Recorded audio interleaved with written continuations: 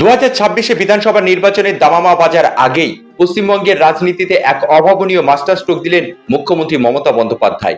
বৃহস্পতিবার বিধানসভায় অন্তর্বর্তীকালীন বাজেট পেশ করে অর্থমন্ত্রী চন্দ্রিমা ভট্টাচার্য।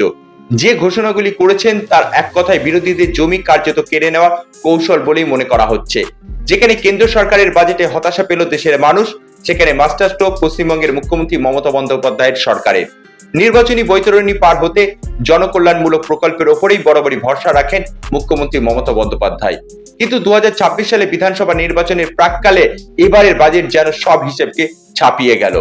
সরকারি কর্মী থেকে শুরু করে প্রান্তিক নারী, সিভিক ভলেন্টিয়ার্স থেকে বেকার যুবক, প্রত্যেকে ঝুলি ভরিয়ে দিয়ে এক প্রকার চমক দিলেন নবান্ন।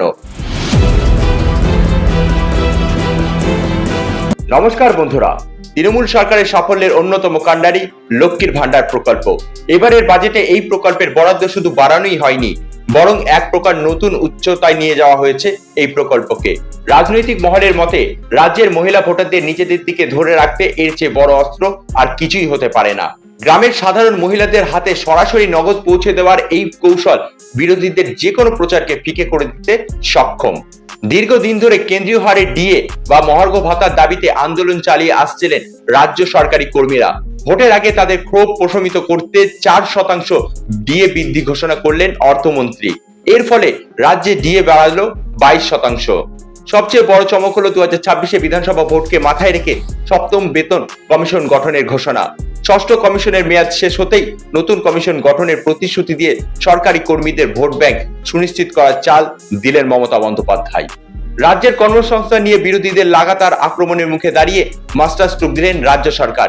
এবার থেকে যোগ্য বেকার যুবক যুবতীদের প্রতি মাসে 1500 টাকা করে বেকার ভাতা দেওয়া ঘোষণা করেছেন মমতা বন্দ্যোপাধ্যায়। তরুণ প্রজন্মের ভোটারদের কাছে টানতে এই সিদ্ধান্ত অত্যন্ত তাৎপর্যপূর্ণ। রাজ্যের আইন শৃঙ্খলা রক্ষায় এক বিরাট অংশ জুড়ে রয়েছে সিভিক ভলেন্টিয়ার্সরা। দীর্ঘদিনের দাবি মেনে তাদের মাসিক ভাতা এক ধাক্কায় অনেকটাই বাড়ানো হয়েছে। বাজেটের 5টি উল্লেখযোগ্য ঘোষণাগুলি হলো: 1 নম্বর, ডিএ বৃদ্ধি 4%, যা বেড়ে দাঁড়ালো মোট 22%, 1 এপ্রিল থেকে কার্যকর করা হবে। দ্বিতীয়, সপ্তম পে কমিশন গঠনের প্রক্রিয়া শুরু। তৃতীয়, লক্ষ্মীর ভান্ডারে বরাদ্দ বৃদ্ধি এবং প্রকল্পের পরিধি বিস্তার। চতুর্থ, বেকার ভাতায় প্রতি মাসে 1500 টাকা সুনিশ্চিত আয়। পঞ্চম, সিভিক ভলেন্টিয়ার্সদের ভাতার উল্লেখযোগ্য বৃদ্ধি এবং স্থায়ীকরণের ইঙ্গিত। এই বাজেট কেবল হিসেব নিকেশের খতিয়ান নয়, এটি একটি নিখুঁত রাজনৈতিক রণকৌশল। ডিএ বৃদ্ধি এবং সপ্তম পে কমিশনের ঘোষণা দিয়ে মধ্যবিত্ত সরকারি কর্মীদের ক্ষোভ কমানোর চেষ্টা করা হয়েছে।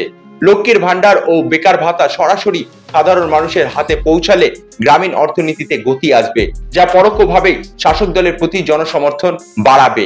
কর্মসংস্থান ও ডিএ, যে দুটি ইস্যুতে বিরোধীরা সবচেয়ে বেশি সোচ্চার ছিল, সেই দুটি ইস্যুতেই বড় ঘোষণা করে বিরোধীদের কার্যত নিরস্ত করে দিলেন মমতা বন্দ্যোপাধ্যায়। সুপ্রিম কোর্টের কড়া নির্দেশ এবং বকেয়া মেটানোর চাপের মাঝে রাজ্য সরকার যেভাবে সাধারণ মানুষের জন্য ভান্ডার খুলে দিলেও তাতে অনেকেই এটিকে সাহসী পদক্ষেপ বলে মনে করছেন।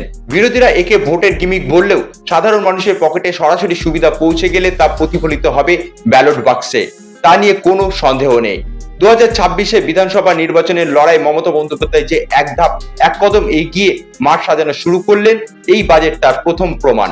ভিডিওটি ভালো লাগলে লাইক, শেয়ার, কমেন্ট করতে ভুলবেন না এবং অবশ্যই এই ভিডিও সম্পর্কে আপনার মতামত কমেন্ট বক্সে কমেন্ট করে জানাবেন।